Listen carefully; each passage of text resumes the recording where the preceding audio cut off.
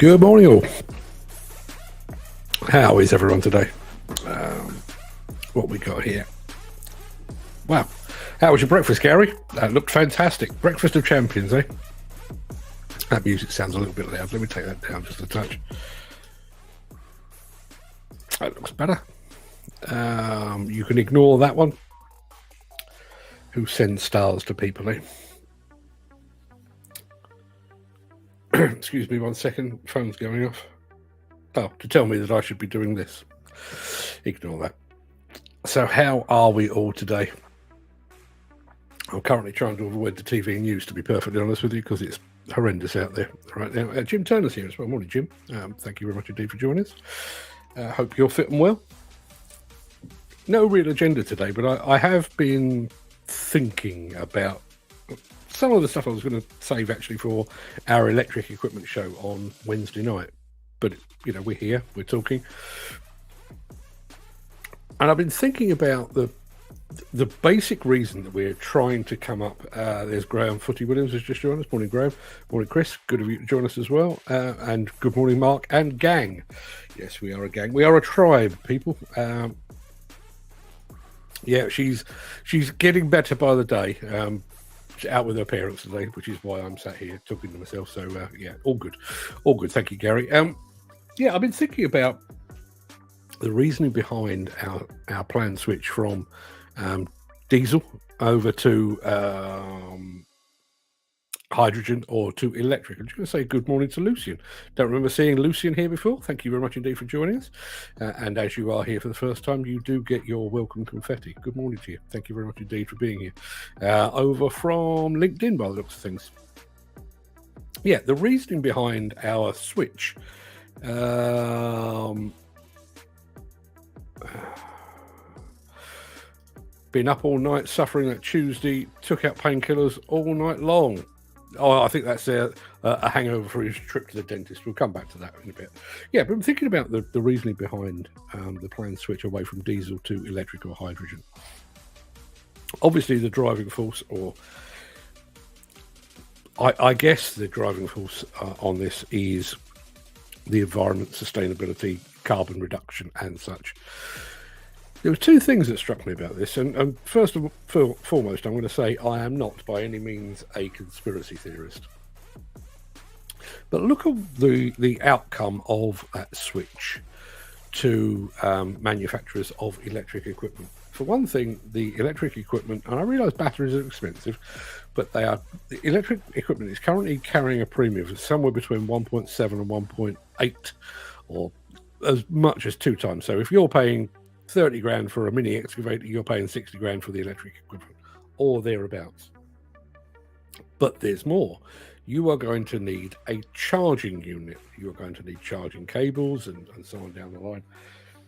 If you were conspiracy minded, you might think that this was planned. Probably not. Probably not. But the other thing that did strike me about this is, on the complete flip side of things, is the very reason that we are trying to switch away from fossil fuels into something more sustainable and carbon friendly is to save the planet. You would have thought there would be no bigger cause than saving the planet. And yet, at every turn, we seem to be throwing obstacles in the way, like resale value of batteries. Will the batteries explode? How long do they take to charge? How long can they run before they need a recharge, and all those kind of things? Surely in the face of a planet that is on fire, we need to shift our way of thinking to be more willing to compromise, more willing to sacrifice, because that's what it's going to take. We're going to have to accept the fact that there may come a time when our regular jumping on aeroplanes to head off to sunnier climes, not quite so straightforward. We're going to have to accept the fact that our jumping in the car to go half a mile down the road to pick up a pint of milk and a loaf of bread, maybe not such a good idea after all. We are going to have to make some fairly radical changes. And it seems that we are, as it stands today, I think we are still very, very resistant to those changes. And I don't. If it was being done just to satisfy a government or legislative whim, I could understand people fighting against and railing against these proposed changes. But it's not. This is to safeguard the planet on which we live, the planet that our children and our grandchildren and our great-grandchildren will ultimately inherit. Is that not worth a bit of sacrifice? Is that not worth building in an hour's lunch break every day so that people can actually recharge electric machines? Is that not worth biting the bullet and putting in a countrywide and a worldwide hydrogen pipeline network to allow us to make the switch? Surely that's the case. It seems crazy that we're actually arguing against it. So there's my first point of order. As I say, there's no script, so if anybody wants to talk about anything else, please just throw it into the chat.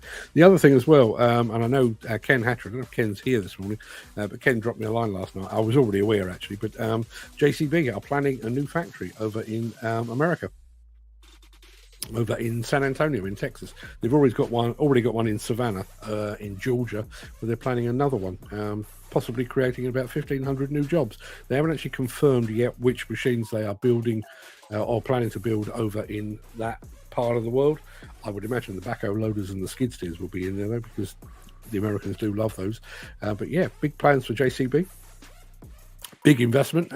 They've obviously, and apparently most of the machines that they are planning to build there will be for, not surprisingly, the North American market. So they must be very confident about the prospects for the US market, despite the fact that we are heading towards another probably contentious American election. So yeah, interesting to see that. The other one that struck me as well, and we do have videos on these. We've got a video coming out on Monday on the JCB investment in a new factory. We've also got one on Kinsoffer. Our friends at Kinsoffer have just bought another company. They're a very acquisitive company.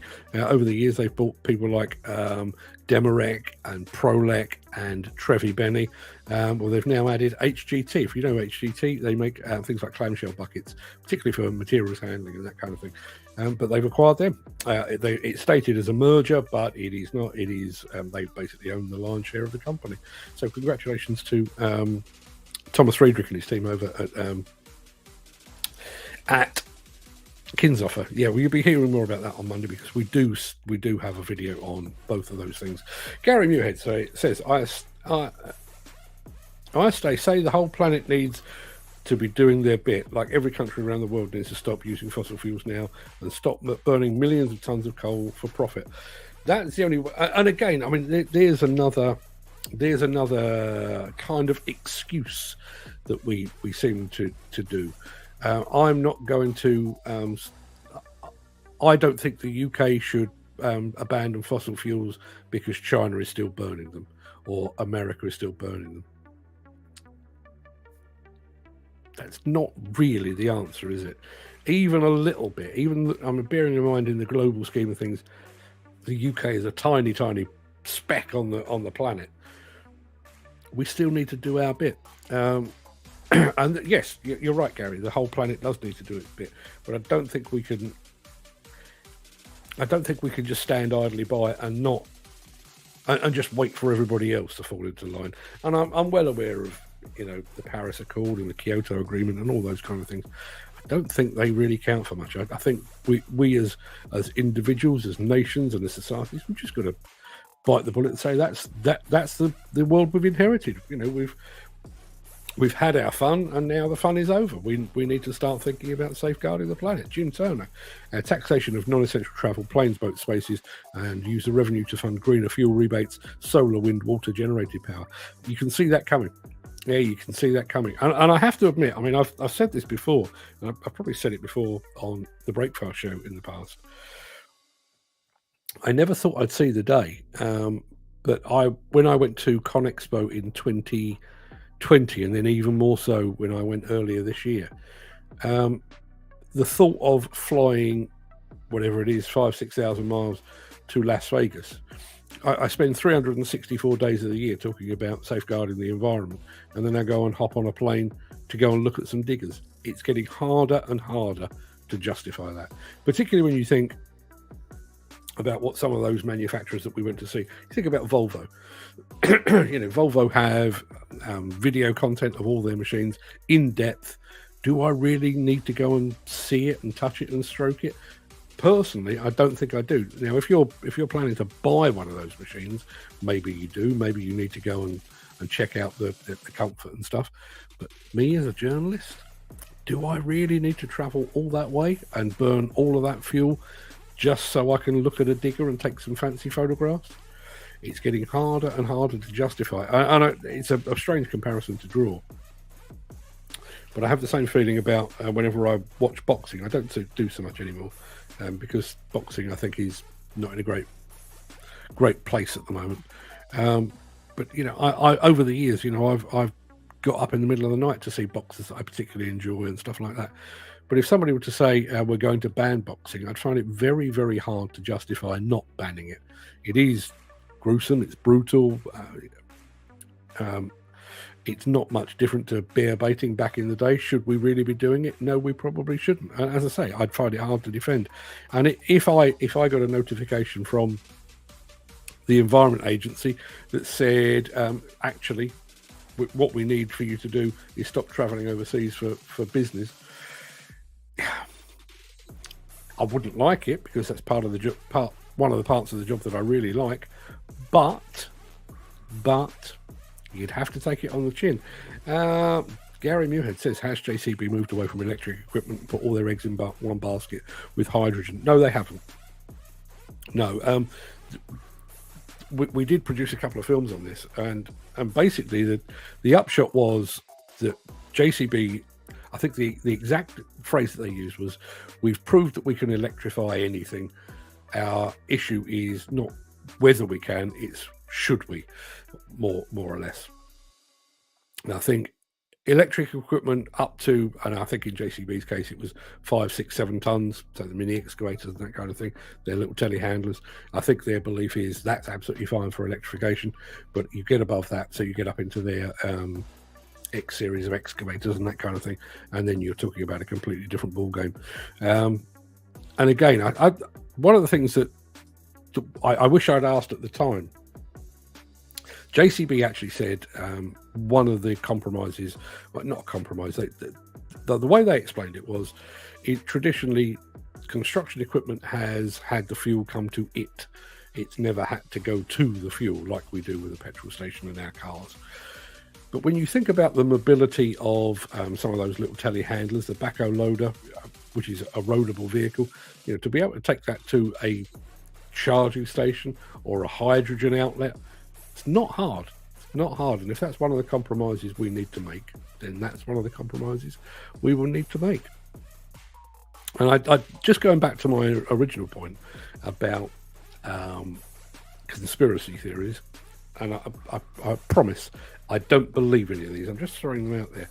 When we went up to see the JCB hydrogen machines, they had a backhoe loader. What did they have? A backhoe loader, an excavator, and a telescopic handler. But parked alongside them, they also had a hydrogen tanker on wheels. So basically, imagine a petrol tanker, but a different shape, and it carries hydrogen so that you can go from site to site and refuel your hydrogen equipment.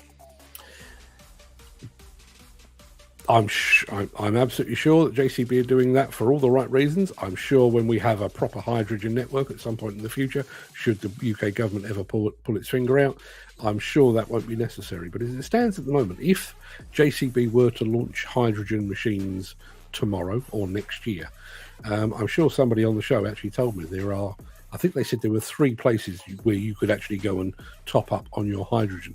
So we're going to need, for the time being, if we're going to make that switch, we're going to need a vehicle to actually take the hydrogen from one place to the site. That's another piece of equipment sale, isn't it? And as I say, I'm not suggesting for one moment that JCB is sat there rubbing its hands together in order to sell wheeled hydrogen Bowsers, because frankly, I would imagine they have spent absolute millions on development of the electric line, the hydrogen line, the hydrogen combustion engine, and I don't think hydrogen Bowsers are going to make a great dent in that investment that they've made. But They have spent that money. Glenn Johnson's just joined us. Morning, Glenn. Just to let you know, Glenn, I was going to the post office yesterday, but the heavens opened. So as soon as the show is over, I'm heading off down to Stoneleigh, and I've got your prize to get in the post. Chris Ford, if Chris is here, yeah, I've got yours as well. If I was to buy a JCB hydrogen machine today, do I have to buy the tanker to go with it, or will there be other companies supplying them with like full fuel proof? I cannot imagine that JCB will be alone in providing a vehicle like that. I mean, obviously, I think the ultimate plan is that we will have almost like a replication of what we've got with petrol stations now. We will have hydrogen, because ultimately, when you think about the transition we're making, we're not just making this on plant and equipment, we're making it on buses, and JCB are obviously, or the JCB family, the Bamford family, are very active in that. So buses, trucks, and cars as well, vehicles as well. So I think there will ultimately be a proper distribution network to move hydrogen about the place. But yeah, for the time being, I've seen both the JCB hydrogen backhoe loader and the telehandler move. Didn't see the excavator move. I'm assured it does, and I have no reason to doubt. I've seen both of those things move. They are close, I would say, but there is absolutely no point in launching them until the market is ready. And I don't think a hydrogen Bowser is the solution. I think there are too many variables with that. And do you really want? I mean, as I say, somebody said to me there are 3 hydrogen outlets in the UK so far. Do you really want to be sending your hydrogen Bowser 100 miles up the road, 200 miles up the road, to fill up with hydrogen to then schlep all the way back again to top up your machines every time you need to? It makes no sense. So while Grant Shapps, who has since changed jobs, Grant Shapps did actually encourage JCB, or urge JCB, to launch their hydrogen machines officially next year. I'm sure they will. I'm sure they can, and everything else. But what's the point, really? What is the point? What will be interesting, I think, is the next Bauma. We had a Bauma in 2022, so the next one is 2025, which is 2 years hence. I think that's when we might start to see some proper changes. We've seen prototypes from both Liebherr and Hyundai, and perhaps a little more advanced from JCB. None of them are a complete solution. None of them seem like the complete story. But give it another couple of years, behind the scenes testing and that kind of thing, I wouldn't be at all surprised. And I'm sure somebody, it may well have been Chris Ford, said that he'd actually seen one of the hydrogen machines being roaded up in his part of the world. He's up in Derby or thereabouts, which obviously is on JCB's back doorstep. So the testing is going on. They are ironing out the rough edges and everything else. But again, who is going to buy that? Who is going to buy a machine that is hard to fuel? We've seen, using the car experience, we've seen YouTube videos and probably experienced it ourselves. There's a petrol station or a service area on the M40 as I'm heading north. So it would round about Oxfordish or thereabouts, Tame and that kind of place. And there's a service area there where there's an awful lot of Tesla charging points. And I've been in there at times, and there's actually a queue to use them. That doesn't make viable sense to my mind. Let's have a look. Hydrogen Bowser, just a lorry with a different body on it. Demand dictates supply, so as soon as hydrogen breaks through, then people will start to supply fuel Bowser's pumps. Yeah, totally agree. And certainly the fuel is not dissimilar to diesel. There is like a locking mechanism, so you put the nozzle in, you lock it off, and then you fill up much the same as you would. I think there is some additional protection on the truck to save it being punctured and that kind of thing. So I think there is a bit more to it than just a lorry, but it is just a lorry. But it makes me wonder. That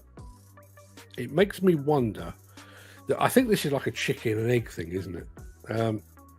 obviously JCB are very keen to pioneer, and they do have the benefit of being able to borrow some of the technology, because one of the, I can't remember if it's Joe or George, one of the two sons of Lord Bamford, are very active in the hydrogen field with their buses and coaches and stuff. So they already have a slight advantage there. But I do think it's a chicken and egg. They've got the hydrogen machine, or they soon will have the hydrogen machine.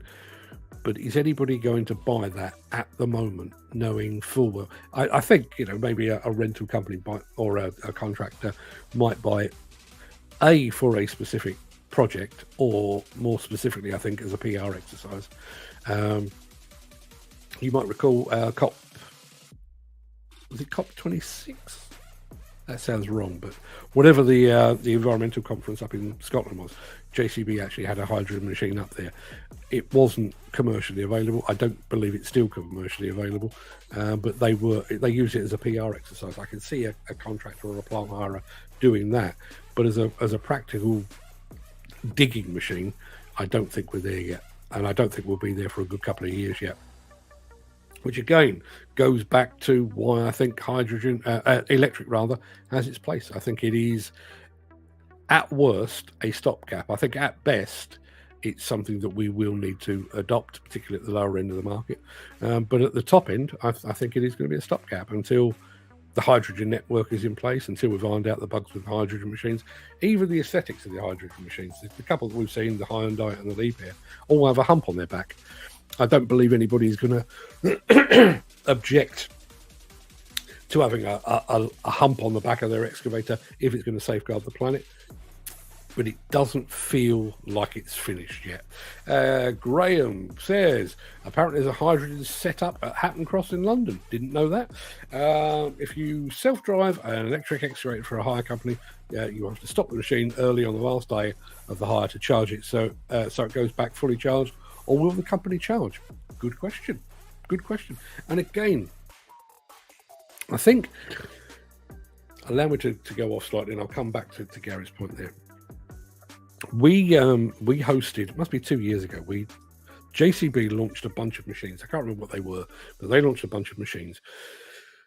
They did it about 2:00 in the afternoon. Then we took all of their material and we did a dedicated show in the evening. And a lot of you guys were actually part of that show. I know Gary would have been there, and there were lots and lots of questions, lots and lots of comments.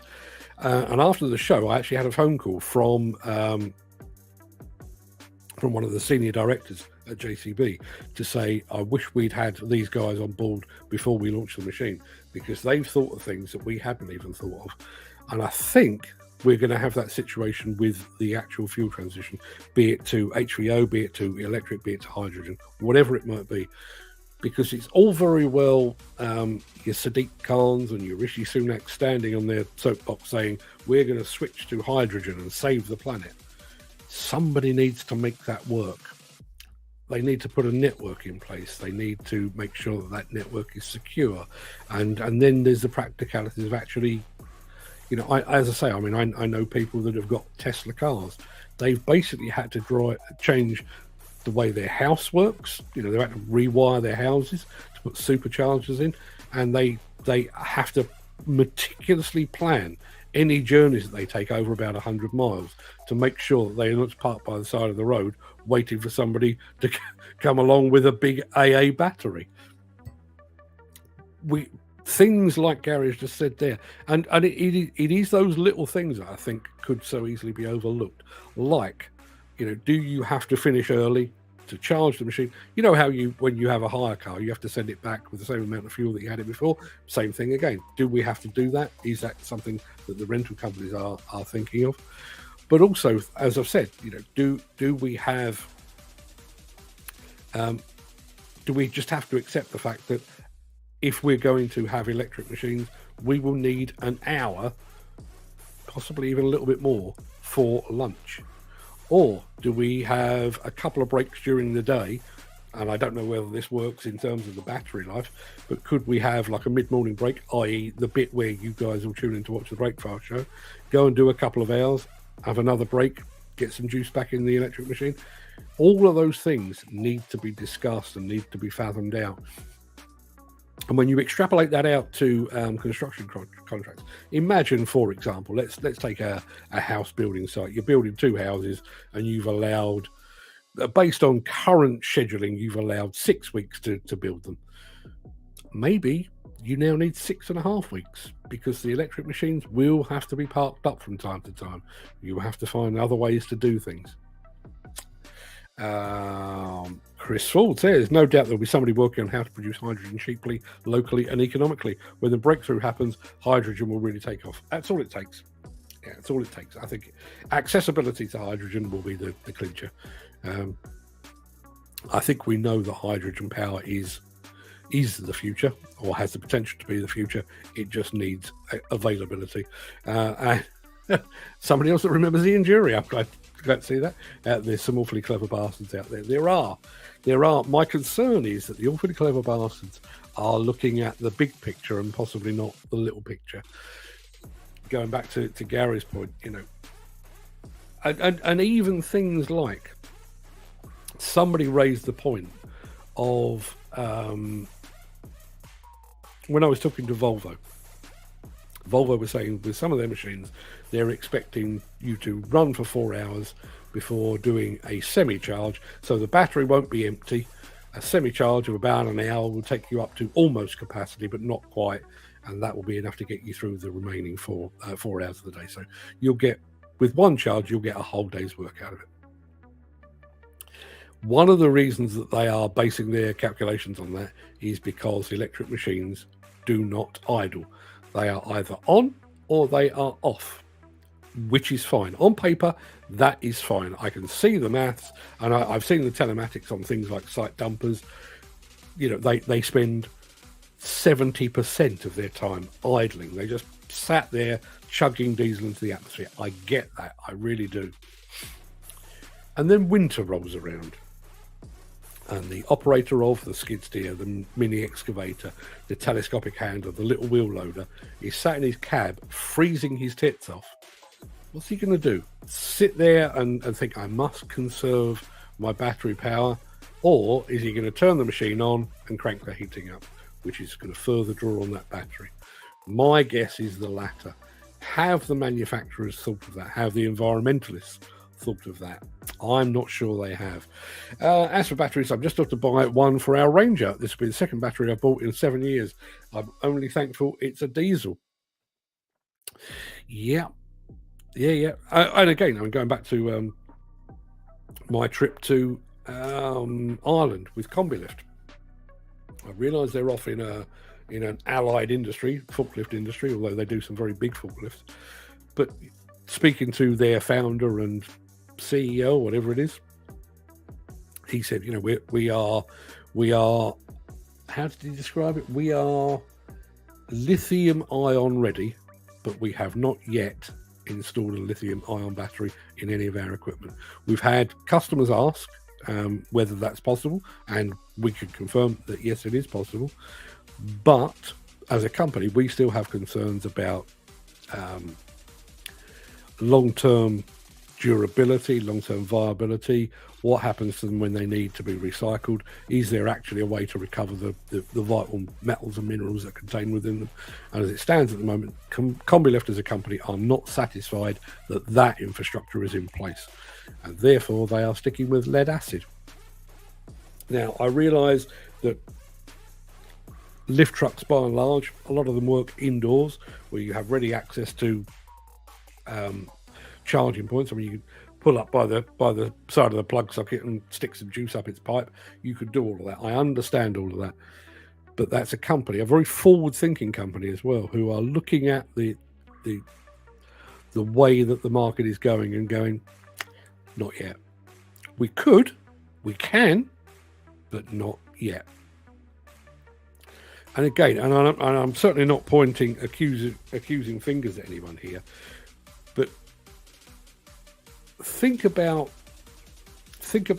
Tesla, think about JCB, think about Volvo. As it stands at the moment, they are producing equipment to run on electricity. At which point, presumably, that is where their responsibility ends. They sell a machine, somebody has to find out how to manage that battery, how to get the most out of that battery, how to replace that battery when it reaches the end of its natural working life, and so on down the line. They don't need to concern themselves with the recovery of the minerals and metals within those batteries, whether they are in any way hazardous come the end of their life. They don't have to concern themselves with that. Have we actually covered that base? I'm not sure we have. I wonder if the manufacturer have done any studies on what effect tilt rotators, light bars, GPS, and other devices have on the battery life of a daily charge. I don't think it requires a study. All of that is an additional draw. You know, I mean, I know we tend to look at it from a completely different perspective, but when you think about a diesel machine, and I do think this is something that's often overlooked, or it certainly seems to be. You buy yourself an excavator, mini, MIDI, full size, or anything with an attachment, and you decide, actually, you know, I need some attachments for this, but I'm also going to have a quick coupler on it. Well, that quick coupler, depending on the size of the excavator or the carrier machine, might be a ton, could be 2 ton. That 2 ton is still going to be moved about the place. So before you've even actually got the attachment on the end of the machine, now you've got a quick coupler. You've got another ton to 2 ton or whatever it might be to move about the place, all of which results in the use of more diesel. The same rules will apply. You still need to produce enough tractive effort through the axles, through the wheels, and therefore that will put a greater demand on the electricity. No question about it. Light bars. I mean, light bars are the most obvious, but you think about all the electronics in the machines now.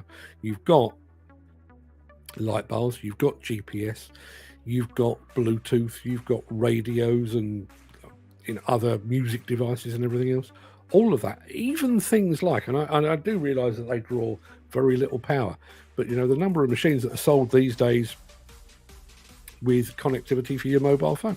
Your mobile phone, you plugged it in, you want the Bluetooth, but you also want to be able to charge your phone. All of that is drawing energy from a battery, the battery that is running the machine. Graham Williams says, you don't see down the side of the road charging points. Do you know that only the motorways and service stations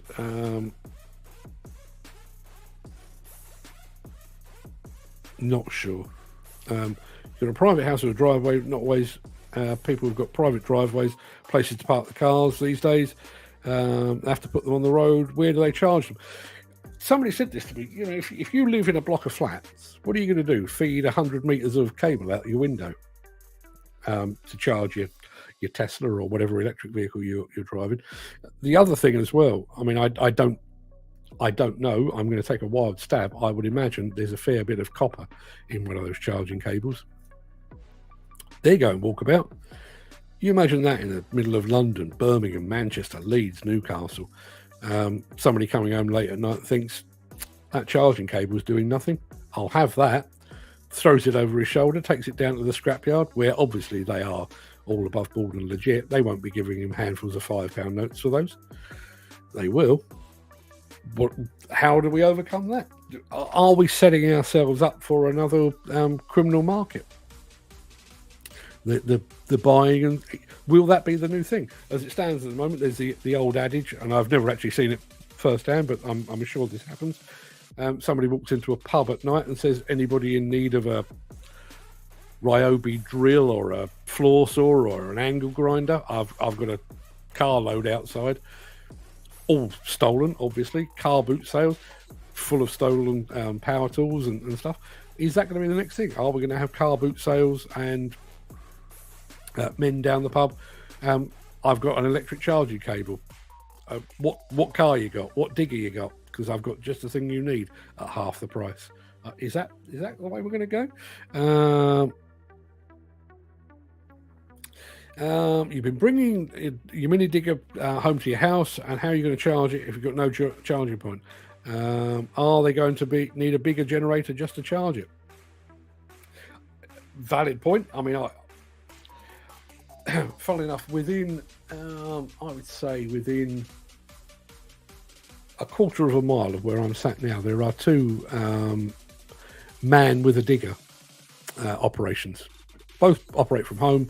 One's got a Kubota, one's got a pretty old Bobcat, and they have a sign outside, man with digger or mini digger hire or whatever it might be, and that's how they earn their living.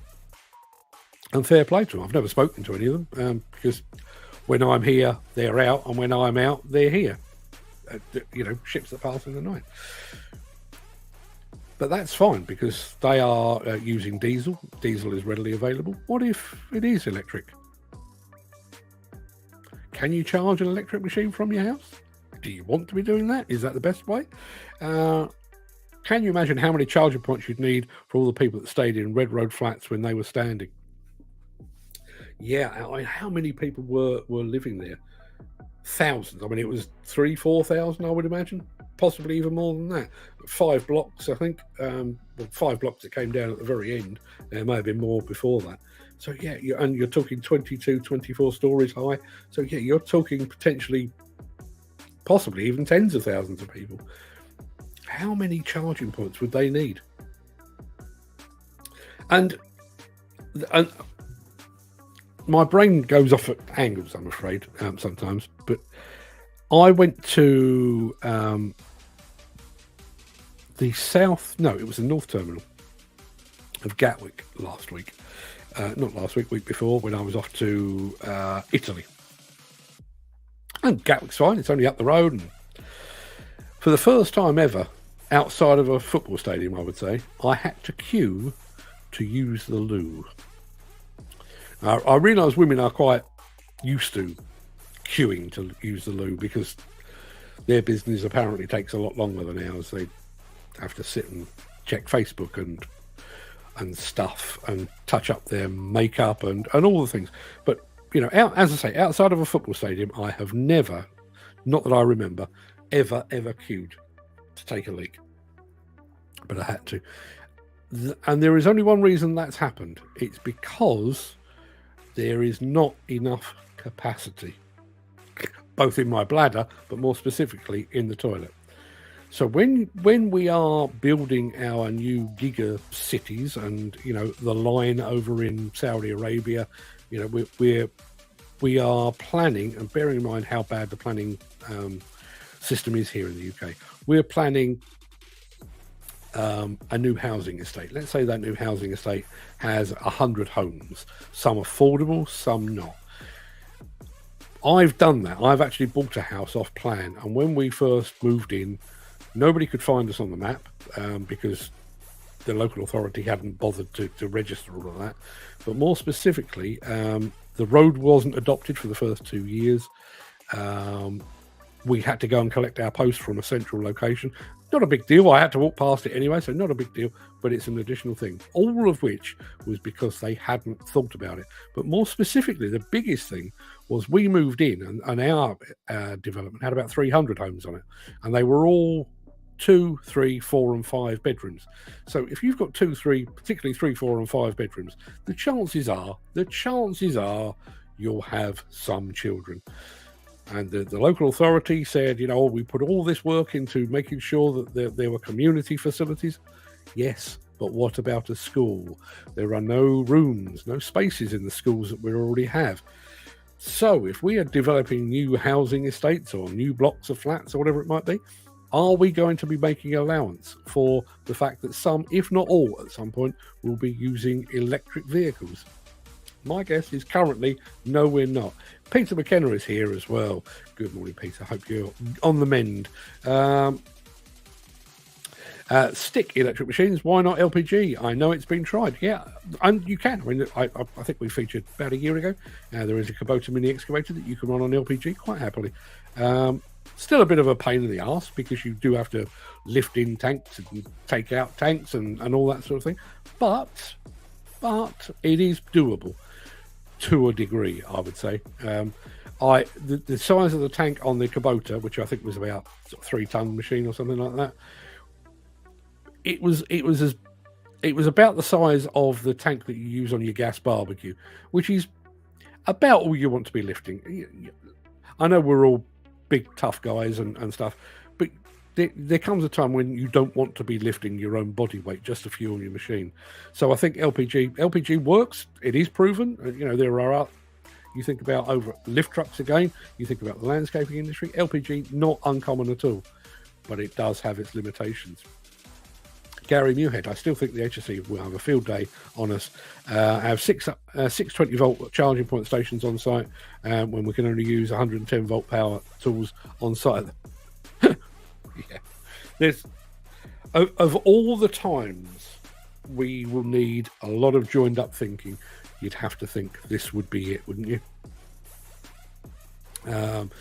Anything like that, but what about where the sewage goes?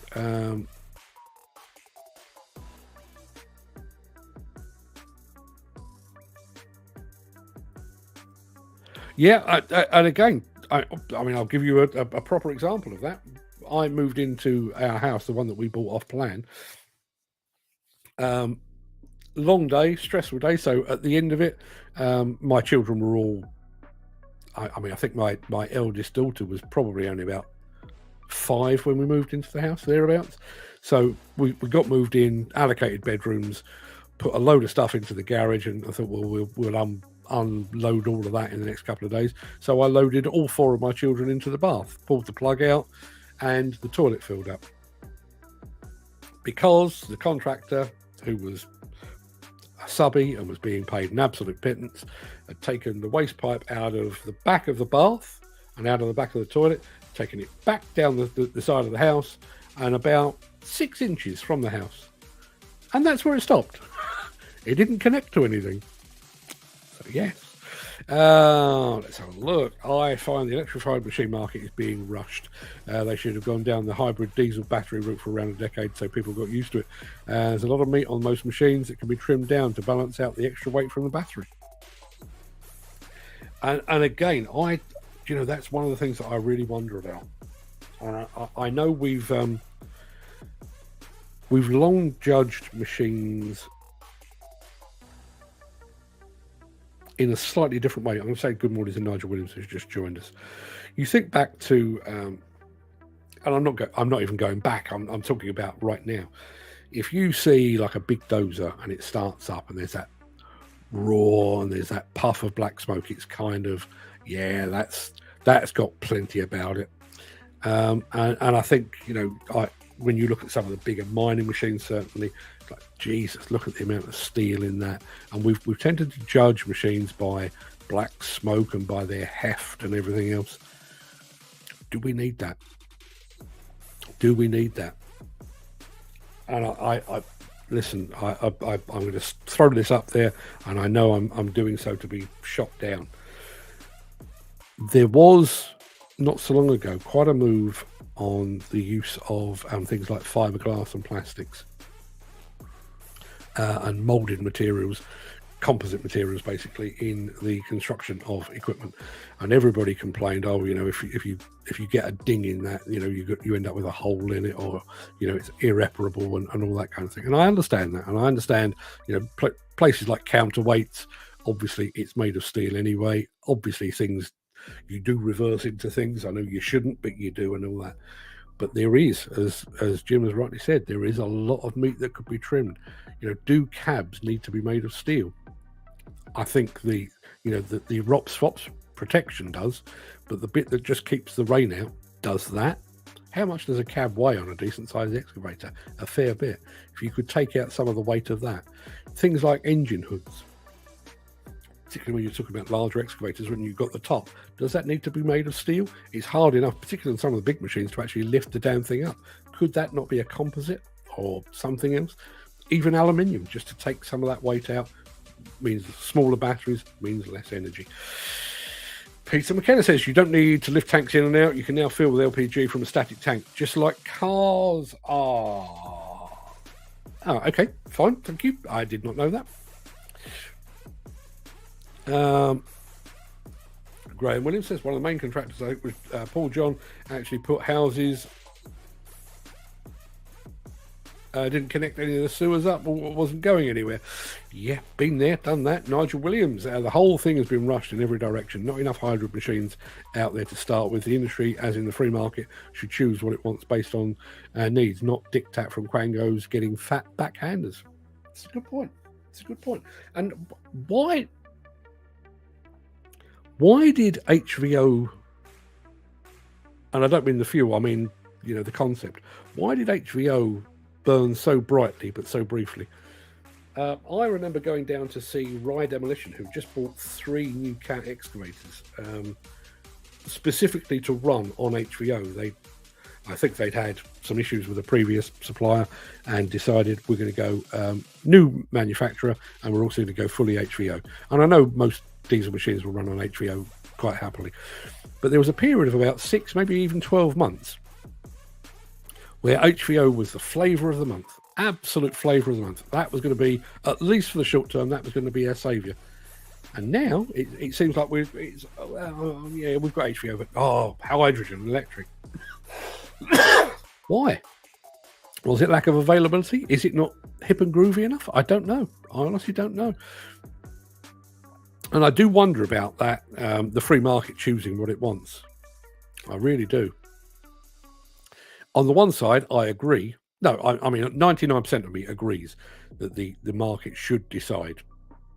Because I think, using our industry as an example, I think construction companies and plant hirers and demolition contractors, those kind of people, they will understand their needs better than any legislator. They absolutely will. So, if they decide to go electric, they've done so for the right reason. They decide to go hybrid, they've done so for the right reason. They go hydrogen, they've done so for the right reason.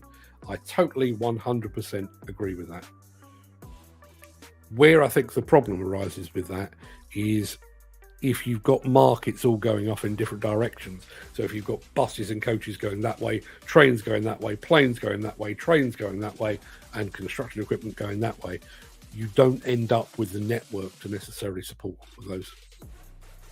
Whereas I think if there was some joined up thinking and we said, we've already agreed that there will be a cut-off point after which we are not going to be selling diesel and petrol cars, but what we do need is probably just beyond that, 5-10 years beyond that. At that point, we will have in place a hydrogen network or whatever it might be. Gary Muirhead says, I still think the manufacturers are missing a trick. They should be going all electric machines and replacing hydraulic systems and replacing them with electric rams and motors. Some do. I mean, we have seen a few of those about the place. And think of the advantages, not just speed and precision and everything else, but it's a completely dry system. You do away with your hydraulic oil. You do away with hydraulic oil filters. You do away with all of those things. There are huge advantages to be had. Nigel Williams, palm oil is used in the production of HVO. There are concerns over deforestation to plant the necessary palms for production. It's a good point. Good point. They use HVO in trucks and buses. I used to run my car on HVO. It's a sustainable alternative to diesel. Bugs me. There are so many alternatives. There really are. Yeah. And Peter McKenna says, not all HVO contains palm oil. But it did. Maybe I need to go and retrace my steps. I mean, I don't know whether there was a bad experience, whether it was a bad experience because people were seeing maybe an increase in fuel spend. I don't know, or a loss of fuel consumption, or a loss in fuel consumption, should I say? I don't know, but there was a time. I mean, even the NFDC, which often feels like it lives in a cave somewhere, even they were urging all their members to embrace HVO. Maybe 18 months ago. So for a while, it really was not quite the saviour, but it was really the next big thing. And all of a sudden, the next big thing wasn't the next big thing. HVO needs government backing. It won't ever get it because by backing HVO, it means people can keep running the same kit. And that's not the way of big business. They have to keep selling you the next big thing. Next big thing, see? Jim and I are on exactly the same wavelength. Horse, steam, petrol, diesel, battery, hydrogen, and so on. Yeah. I only remember half of those. Yeah, about half. But it is a good point. It is a good point. And again, going back to how I started the show with this notion of a conspiracy theory.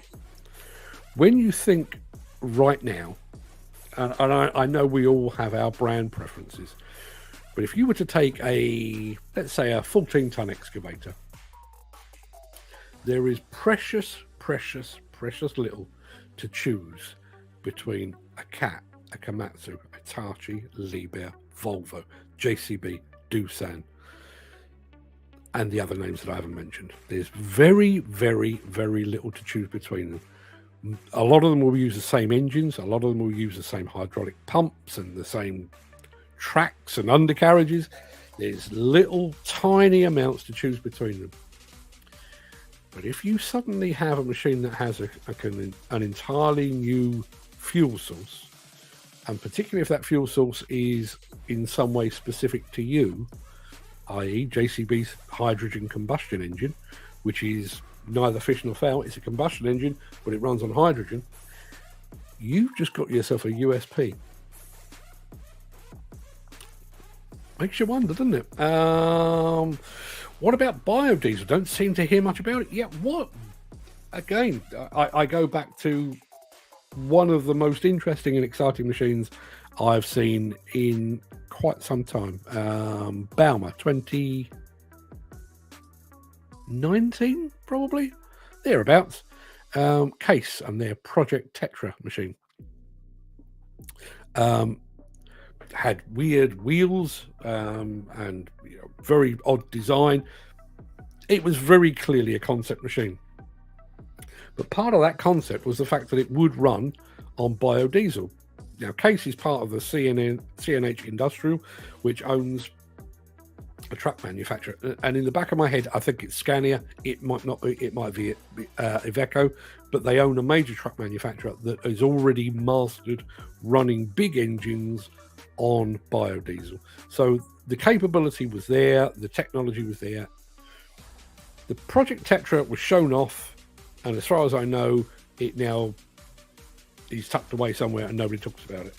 And yet, fast forward about a year after that, and Case showed off an electric backhoe loader.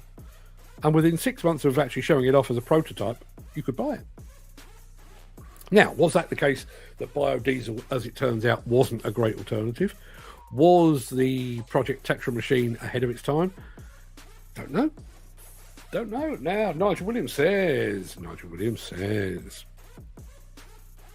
Side note on why not HVO as diesel substitute. It comes down to government-driven policy and legislation to end internal combustion engines in order to keep manufacturers afloat and markets turning over new products and concepts. Latest and greatest gizmo given you as legislated by your government. See, now, there's another point. If, as Nigel says, and I agree with Nigel on 99% of everything, if, as Nigel says, the plan is to end internal combustion engines, where does that leave JCB with their hydrogen combustion engine?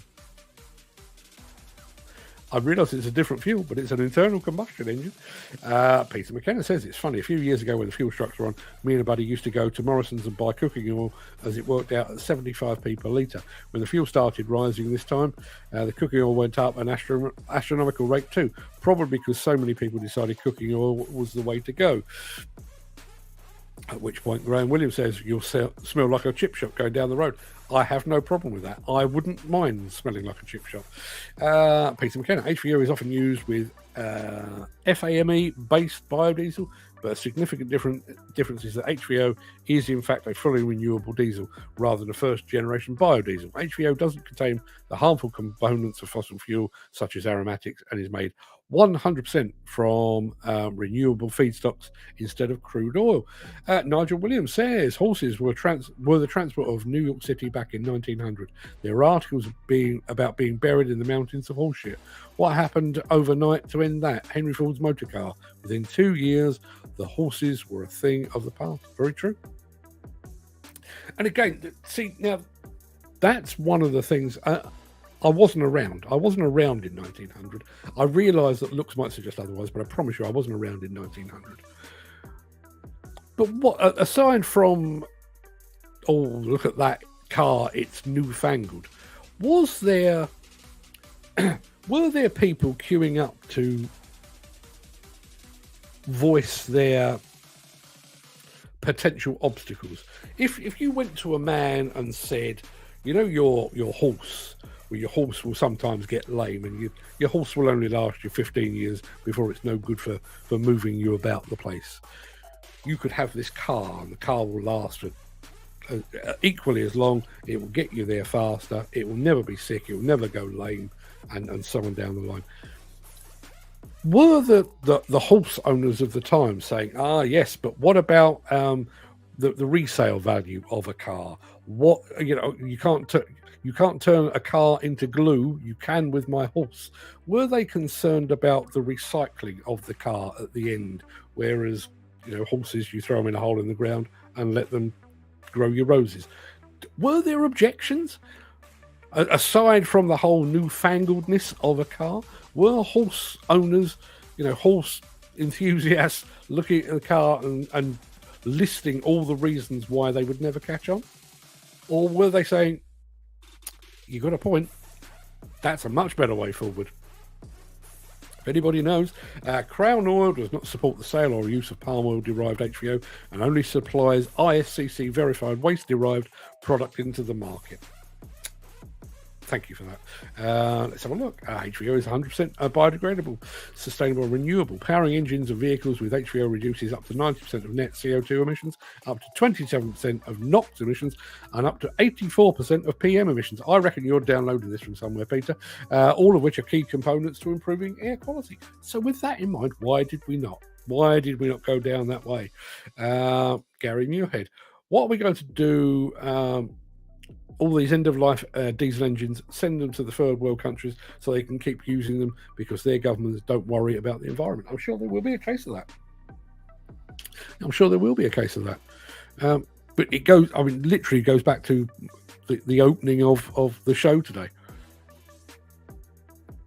There's never going to be a day where diesel stops and electric or hydrogen takes over. There's never going to be a day where every government in the world outlaws fossil fuels from that point onward, and there are no fossil fuels from that point onward. There's going to be ramps, and there's going to be, you know, we'll be doing that, and China might be doing that, America might be doing that, and Africa might still be doing that. That's not the point. And ultimately, it might take a little longer. It might take another 10, 15 years. But even if we do send all of those end-of-life diesel engines over to third world countries, we won't be using them anymore.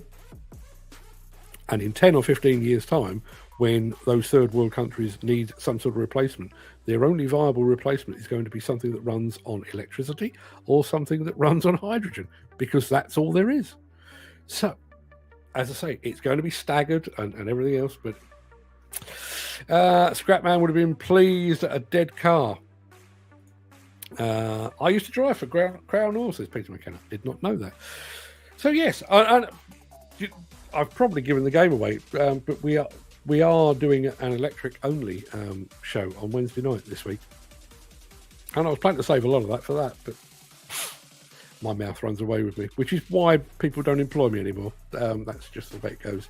As I say, Monday morning we do have a couple of new videos featuring Demi Lishan, and we haven't seen Demi for a little while, so she's done the hard work on both the JCB factory opening in America and Kids Offers purchase or acquisition of HGT, so we'll be featuring that. Tune in if you can. They should replace red diesel with HVO. Then the construction industry will be suffering from the tax diesel cost knock on, and we'd be seen as a greener industry. Yeah, why was that not proposed? What?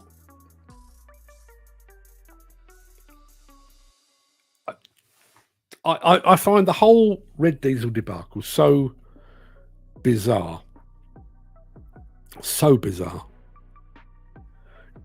As a nation and as an industry, particularly the demolition, construction, and maybe the agricultural and extractive industries as well, we can get awfully up in arms about changes in legislation, and we will beat our fists on the decks and stamp our feet and everything else. And Red Diesel was over and done with barely a whimper. I always have to say this because I know the Scottish Plant Owners Association fought that one right down to the wire. But as an industry, bearing in mind, we reported, was it yesterday or the day before, the house builder Vistry is looking for a 10% reduction from its supply chain. So whatever they're charging at the moment, they want it down by 10%. We could have saved more than 10% if we'd have clung on to Red Diesel, or as Jim Turner says, switch from Red Diesel to HVO. We didn't need to swallow that big increase, but we did. Nobody to blame but ourselves. Skanska as a company went fully HVO back in 2021, says Nigel Williams. Hope Gary Muirhead doesn't attend.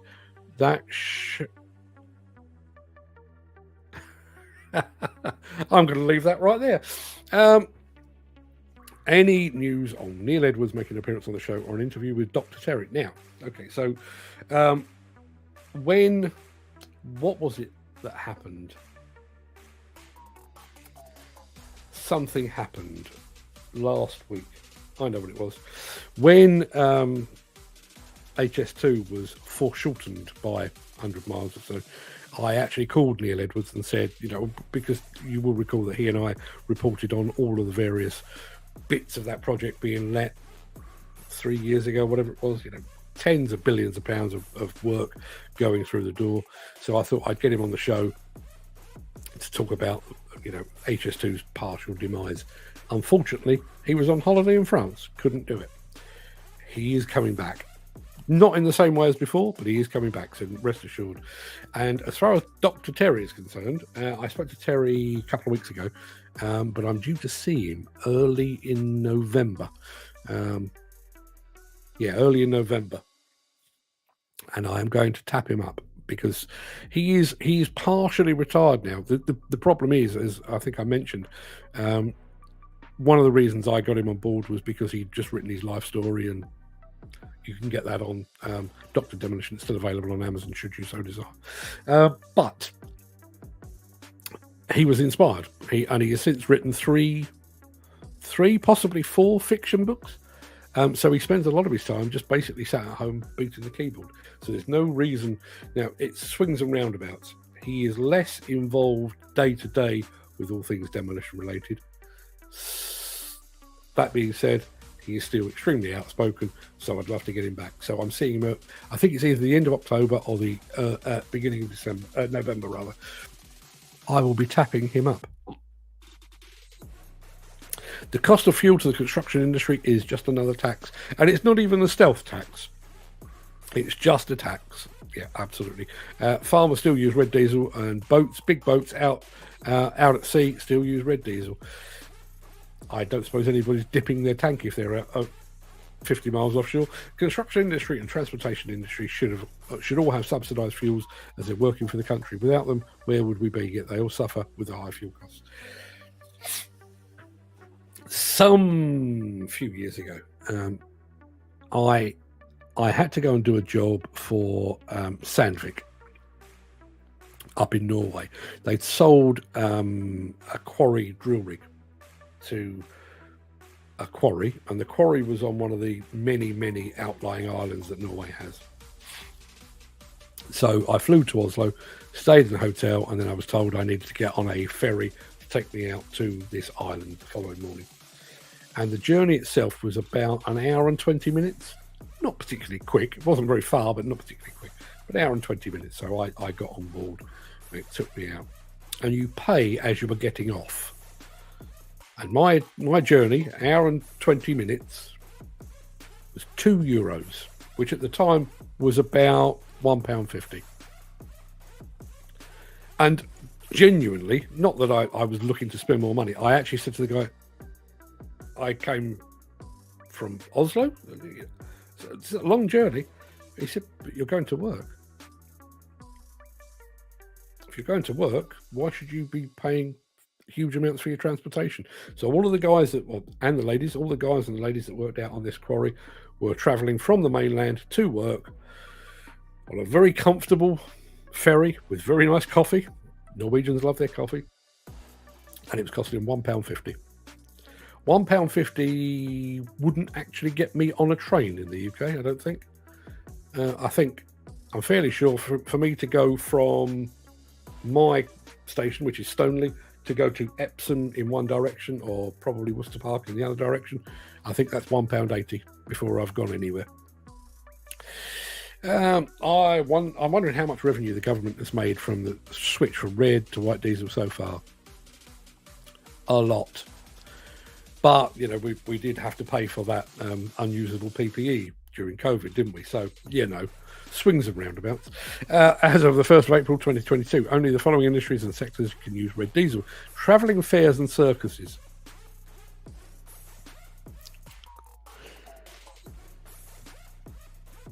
This is my angry face, this is. The government has made a dispensation for travelling fairs and circuses, but not for construction.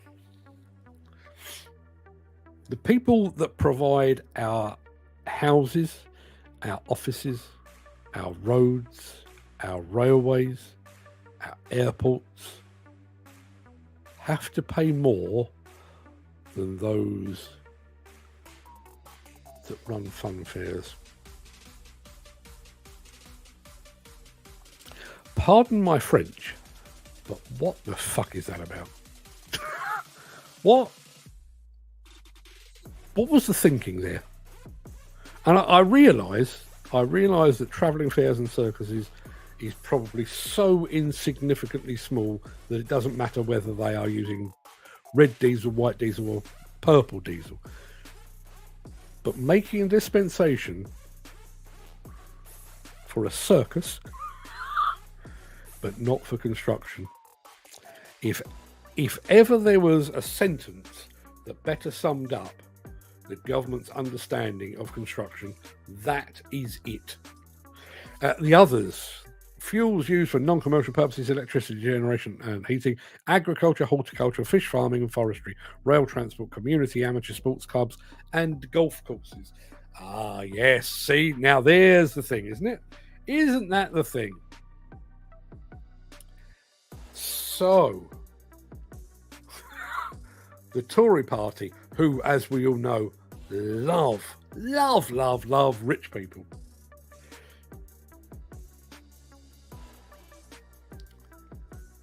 construction that keeps the wheels of the whole nation turning has to pay more for its diesel.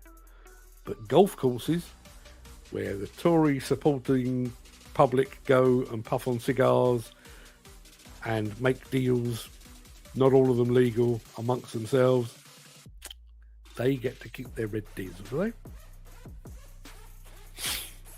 You know what I was saying at the start of the show about conspiracy theories? That! Red in housing put 20% on cost. The lunatics are running the asylum, and part of me hopes we get 2009 Ireland here in England. Acreages of unfinished houses being bulldozed into the ground. A distinct lack of foresight and hubris from the house building and construction industry management companies. Does make you wonder. Our friend Garvin, morning Garvin, he's off to Oslo in 2 weeks. You'll have a blast. Oslo is lovely. I mean, I do like Scandinavia. Love me a bit of Helsinki. Love me a bit of Copenhagen. Love all of those. But Oslo's lovely. I'm sure you've been before, but it is really nice. The funny thing about the fuel issue is that government did it to fill its coffers whilst ignoring the fact that it would spike costs of infrastructure projects. It was short-sighted, to say the least, as private industries reduce production and potentially go out of business. And I will go back. I mean, I did mention HS2 in relation to Neil Edwards just now. So, HS2 was already over budget, but then we did away with red diesel, which pushed it further into the red. So there's that. And I've literally not found the source of this information, but I did see a thing the other day, and I'm sure I've mentioned this.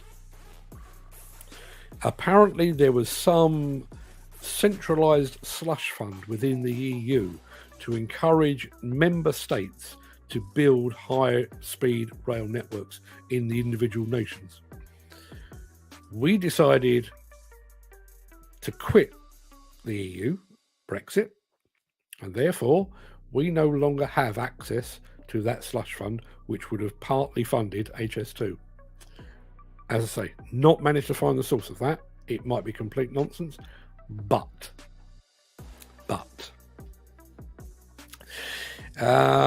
sorry, Mark, I knew that would blow your mind.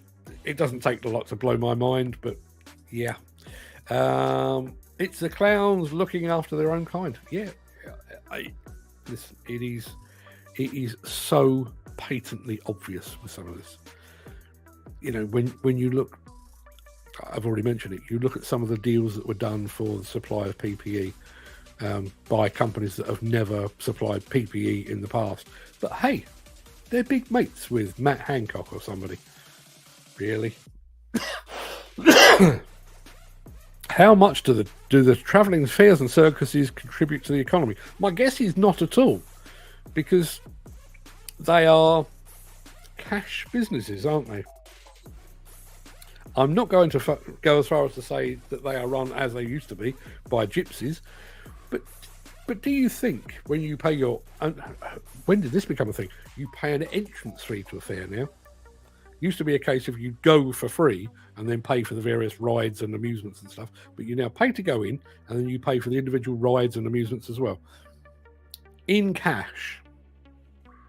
Do we reckon that all of that is making its way into the government's coffers?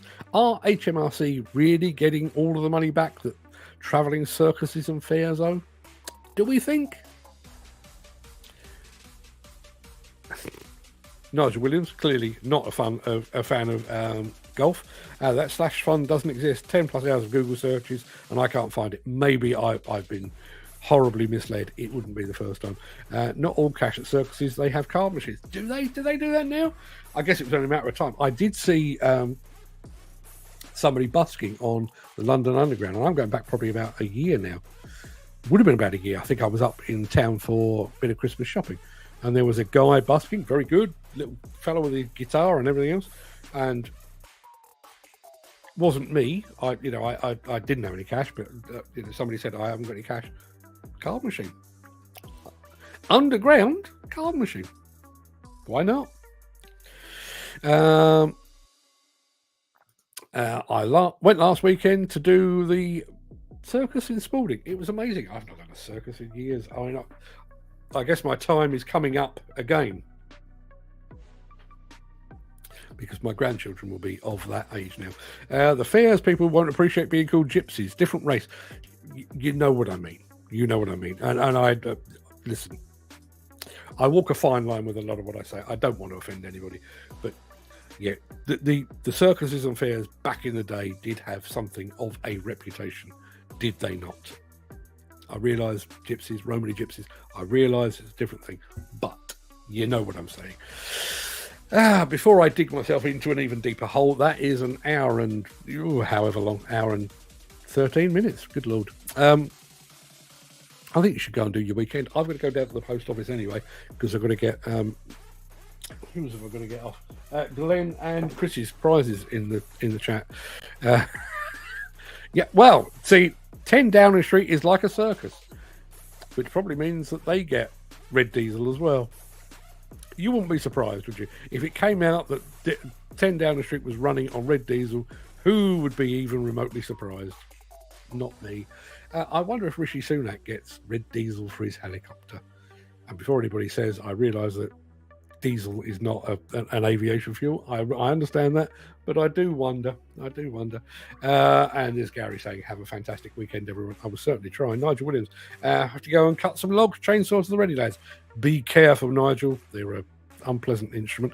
Have a great weekend. Yeah, you too. Everybody, go and have a fantastic time. Go enjoy yourselves, because I shall be dragging the conversation down a dodgy path again on Monday morning for the Breakfast Show. Till then, everybody, enjoy. Have a good weekend. All the best.